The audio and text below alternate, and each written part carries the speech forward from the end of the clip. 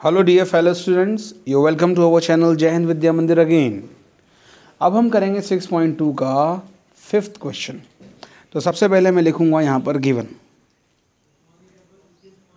सबसे पहले गिवन लिखूंगा। देख लीजिए गिवन आपको क्या क्या दिया हुआ है। गिवन आपको दिया है DE is parallel to OQ। ठीक है। एंड क्या गिवन है?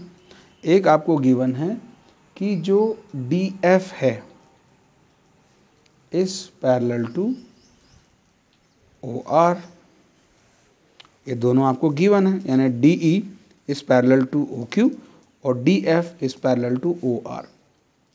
और टू प्रूफ क्या करना है? To prove EF parallel to QR। ठीक है, EF पैरेलल है QR के। ठीक हो गया। अब यहाँ पर हम लोग देखते हैं कि आगे हमारे पास में प्रूफ करने के लिए क्या क्या चीज़ें मौजूद हैं। तो मेरे को अगर EF को QR के पैरेलल प्रूफ करना है, ये लाइन इस लाइन के पैरेलल प्रूफ करनी है, तो मैं देखूंगा कि किस ट्राइंगल के रिलेटिव ट्राइंगल कौन सा है। तो ट्राइंगल रिलेटिव ये वाला PQR।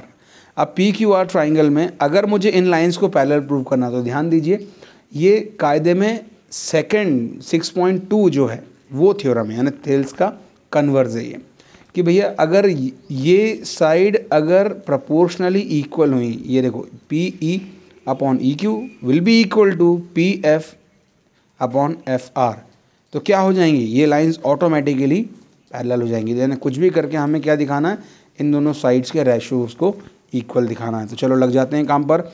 सबसे पहले गिवन से हम देखेंगे क्या क्या हमें मिल रहा है।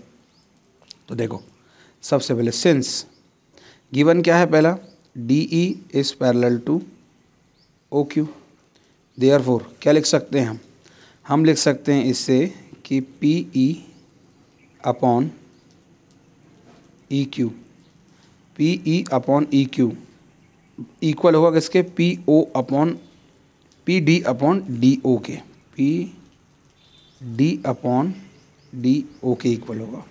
और ये इक्वल होगा क्यों होगा, इसको मैं इक्वेशन नंबर 1 दे देता हूँ। इक्वल क्यों होगा भाई? हमसे थेल्स थ्योरम क्या बोलती है कि अगर तीसरी लाइन के पैरेलल को एक लाइन खींची जाए तो वो दो लाइंस को क्या करती है, प्रोपोर्शनली इक्वल डिवाइड कर देती है।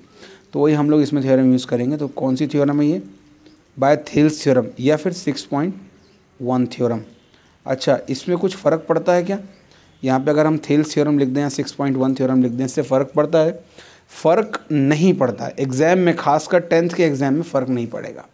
क्यों? क्योंकि आप उन्हीं की गिवन टेक्स्ट बुक का रेफरेंस दे रहे हैं। ठीक है। हाँ, कोई आप आगे भविष्य में कोई एग्ज़ाम देते हैं मैथ्स का, तो उसमें आप बाय 6.1 थ्योरम नहीं लिख सकते। क्यों नहीं लिख सकते? क्योंकि वो उन्होंने आपको NCERT का टेस्ट नहीं ले रहे हैं, वो आपसे NCERT की टेक्स्ट बुक से नहीं ले रहे हैं, वो उनका क्राइटेरिया अलग होगा। लेकिन अभी फ़िलहाल हमारी टेक्स्ट बुक है NCERT, तो हम NCERT से कोई भी रेफरेंस ले सकते हैं। इसमें आप पेज नंबर भी दे सकते थे, पेज नंबर इस पर 6.1 थ्योरम। वैसे बस आपका 6.1 थ्योरम से भी काम चल जाएगा। चाहे तो आप, अगर आपको शक हो थोड़ा भी, तो आप डायरेक्ट बाय थेल्स थ्योरम भी लिख सकते हैं, लेकिन गलत ये भी नहीं होगा। तो ठीक है, पहली चीज़ तो हमारे पास में आ गई कि ये अगर पैरेलल हैं तो ये इक्वल होंगे। इसी तरीके से अगर ये पैरेलल हैं तो फिर इनकी प्रोपोर्शनल साइड भी इक्वल होंगी। तो सिमिलरली क्या होगा हमारे पास में? देखो DF पैरेलल है किसके? OR के। DF, ये DF है, ये पैरेलल है OR के। तो हम लिख सकते हैं since DF parallel to OR, therefore क्या होगा?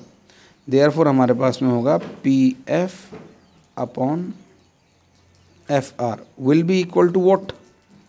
PD upon DO। इसको मैं नाम दे रहा हूँ इक्वेशन सेकंड बाय 6.1 थ्योरम। ठीक है। अब यहाँ पर देखो दो इक्वेशन आ गई हैं। दो इक्वेशन में देखो आप, इनमें म्यूचुअल इक्वल क्या है? ये और ये दिख रहा है। तो जब ये इक्वल हैं तो ये भी इक्वल होंगे। तो अब लिख सकते हैं ना अपन, क्या? PE upon EQ will be equal to PF upon FR। किससे आया ये? By equation first and equation second. इससे हमें ये स्टेटमेंट मिल गया। अब जब हमारे पास अगर ये स्टेटमेंट है तो इसका मतलब क्या है? अगर हमारे पास ये स्टेटमेंट है सिंस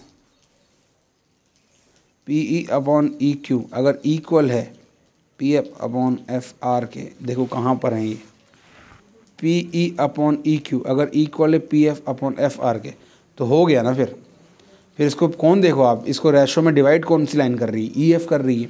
और अगर ई एफ इसको रेशो में डिवाइड कर रही है इक्वल, तो इसका मतलब वो क्यू आर के पैरेलल होगी।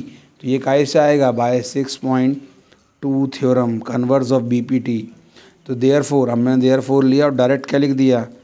ई F parallel to Q R by 6.2 theorem. Hence proved. ये हमारा क्वेश्चन यहाँ पे कंप्लीट हो गया। अब हम करेंगे अगला क्वेश्चन।